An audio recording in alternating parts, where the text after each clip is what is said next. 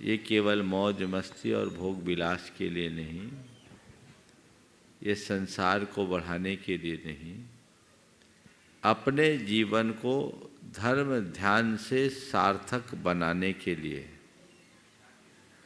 विवाह की क्रिया को हमारे यहाँ केवल विवाह नहीं कहा जाता, धर्म विवाह कहा जाता है। क्या कहा जाता है? क्या बोलते हैं? समझ गए? तो धर्म विवाह कर रहे हो और विवाह के बाद तुम्हारी जो संगनी है वह तुम्हारी धर्म पत्नी होगी। इसके मतलब को समझो। लोगों के विवाह हुए 50-50 बरस बीत गए होंगे, वो भी यहाँ बैठे होंगे, लेकिन विवाह का मतलब नहीं जानते होंगे, विवाह का उद्देश्य नहीं जानते। विवाह है धर्म विवाह, यानी अब विवाह के बाद मुझे अपने धर्म का पालन करना है। उसमें पहला धर्म तुम्हारा अपने पति धर्म का पालन करना, तुम्हारी पत्नी पत्नी धर्म का पालन करे। समझ गए?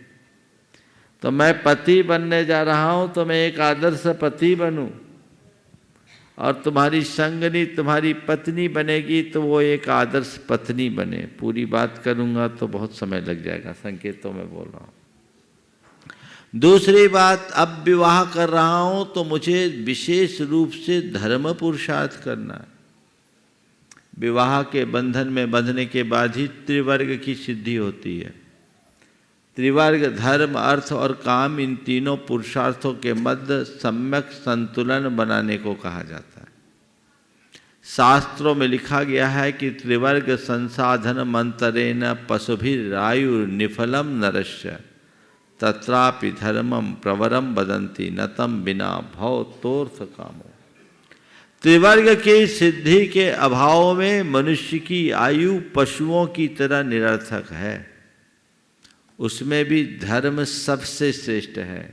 धर्म के बिना अर्थ और काम भी पुरुषार्थ की संज्ञा नहीं पाते।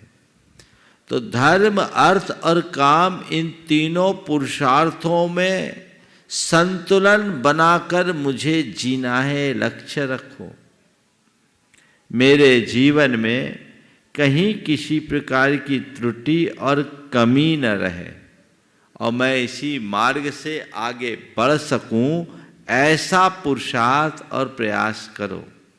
प्राय लोग विवाह के बंधन में बंधने के बाद धर्म कर्म से दूर हो जाते हैं, जबकि उनको प्रमुखता देनी चाहिए।